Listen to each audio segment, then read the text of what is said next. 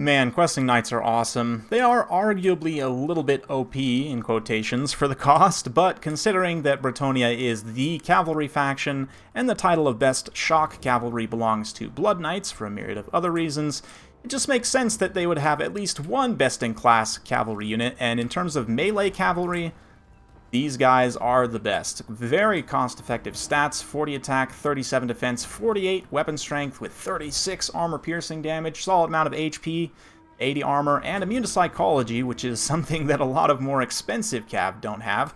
1100 points as well, not too much in terms of cost, and they also have arguably one of the straight-up best cavalry of any type in the game as their Regiment of Renown, the Companions of Quenelle picking up Anti-Large, Blessing of the Lady, and for some reason, fire resistance. I guess, do they fight dragons or something? Anyway. Yeah, today we're back with Unreal Expectations versus Maximus Decimus. This time Maximus playing Bretonnia. Unreal with the Empire, so a clash of humanity. Here we've got Boris the Todd. Spearmen with shields, some state troop swordsmen as well, handgunners, Roy Altdorf Griffites, Lore of Light, and Lore of Beasts. Some outriders with grenade launchers and repeaters. For Bretonnia, lots of mobs, men-at-arms, 4 questing knights, including the ROR, a couple of trebuchets. We've got 2 paladins and a Fey Enchantress, so meta, a very strong leadership core. Sorry, 3 trebuchets. So quite the artillery force here. But yeah, questing knights. So the differences between melee and melee cavalry and shock cavalry mainly is the role, right? Shock cavalry very much is meant to charge more than anything, and most of its damage will come from its charge bonus, whereas melee cavalry, they'll still have a decent charge, certainly. I mean, 41 charge bonus on questing knights for a non-shock cavalry is better than some cheaper quote-unquote shock cavalry like Dark Riders, for example, right? Are classed as shock, but still have less charge bonus than these guys, but really their sustained melee stats are a lot better than many other cavalry units. And that's why I would kind of consider them the best in class of any melee cavalry. Bretonnia also has Grail Guardians, which are insanely good defensive cavalry, which is kind of they might be some of the only defensive cavalry in the game. And there's some pretty good contenders in this class as well. You know, something like the Chaos Knights with swords and shields. Those guys are also pretty solid, but just the stats for cost on these questing knights is so good. Anyway, getting back to the battle here. Kind of a little bit of disjointed engagements as the Empire gets sort of strung out going after the width of Bretonnia here, trying to break through on various fronts. The state troops will definitely win, but the questing knights here are definitely helping to just crump some certain pockets. If we take a look, Companions of Quenelle taking a tiny bit of damage, but these questing knights over here mopping up some swordsmen. It's not really like they're necessarily meant to fight swordsmen, but they can kind of just fight anything for the most part, as long as they don't take too much shock damage. 80 armor isn't the most for a heavy cavalry unit, but here, Companions of Quenelle, beautiful rear charge right into the Royal Altdorf Griffites.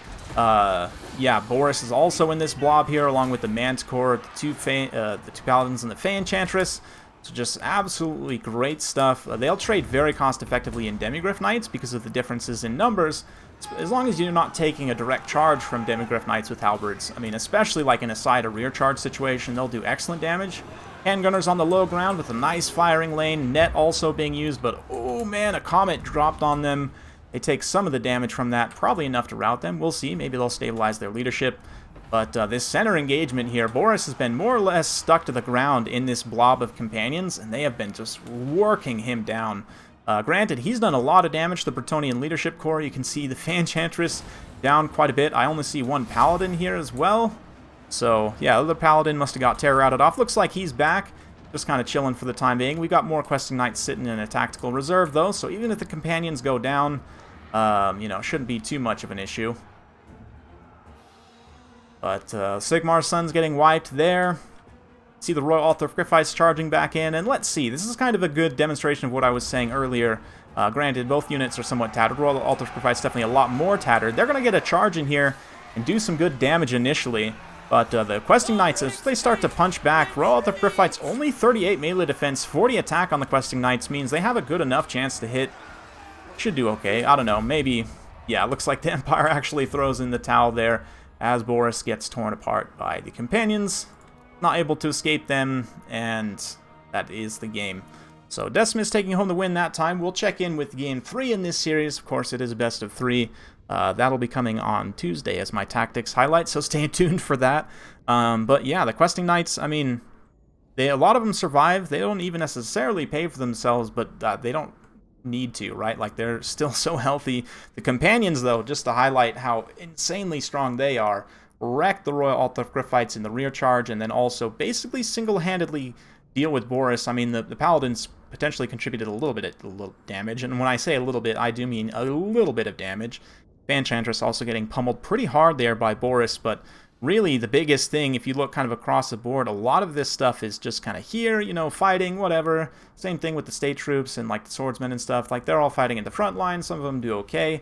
A lot of them getting mauled by the questing knights, but just like really the one unit most of all in both armies to kind of pay for itself is this Companions of Cornell, which the bonus versus large and the extra stats really helps them out. But even just the basic questing knights, I mean, these guys got pretty close. They didn't necessarily have a lot of great targets to trade into, but definitely very, very good performance from them.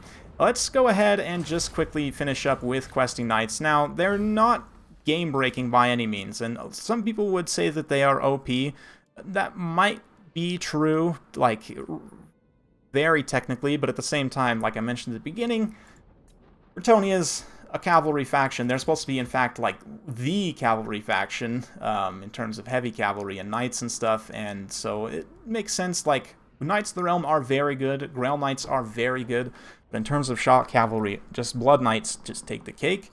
These guys, in terms of comparison, like I said, melee cavalry, kind of higher tier melee cavalry, there's not a ton. Chaos Knights with swords are 300 points more expensive, and so you would expect them to have a better stat line overall, and they do. More HP, they have shields, more armor, they are slower, a little bit more attack, and 13 more defense, but look at that weapon strength difference. Only 46 weapon strength, and with 14 of that being AP, whereas these guys have 36 AP, and basically the same charge bonus, right? So, not that much less. Likewise, questing knights are immune to psychology. Chaos knights cause fear, but they're not immune to terror.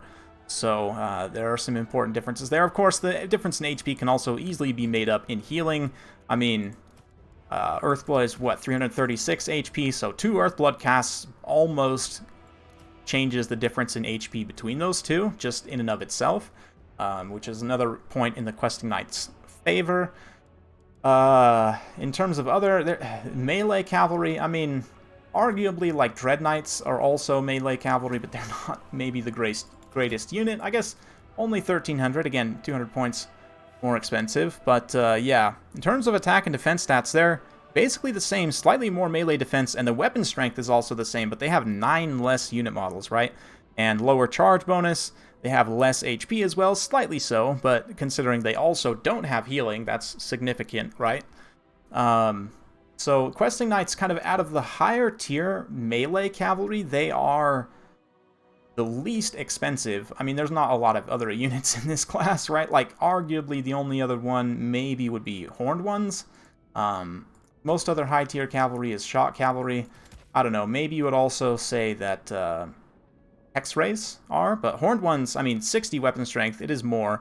The Horned Ones are 1,500, right? 400 points more expensive. You would expect them to have a sizably better stat line, and they are basically better in every way. Armor, you know, leadership, even a little bit faster, but less melee defense. And significantly less melee defense, too. 8 less melee defense is pretty significant, so no immune to psychology. Again, they cause fear, but they're not immune to terror. Better charge and weapon strength, but again, less models as well. So it kind of, all things balanced out, questing knights still come out on top in terms of cost effectiveness. And yeah, Hex Wraiths, I mean, they're a little bit different because they're an ethereal unit, so it's not necessarily a direct apples-to-apples comparison, but again, 300 points more expensive, they just got worse stats overall, less weapon strength, less of everything. I mean, you would expect that from Undead, but yeah, it's kind of hard to compare them too, because they're also, like, very fast. They're kind of light cavalry, whereas these guys are heavy cav. Anyway, they are both armor-piercing, like, melee cav, though, so there is some comparison. But let me know what you guys think. I mean, questing knights, they're just, they are good against anything with armor, basically, and they can be thrown into most fights, as long as it's not with something like low-tier spearmen. That's kind of bad for them. They're also more vulnerable to missiles, right, than your other Bretonnian cavalry because they have lower armor and no missile block chance. So there are those two things to consider. They do have some downsides, but in terms of, cavalry you can throw in, have them hold, have them do damage, have them do various different things, your true Swiss Army knife, these guys can do it all.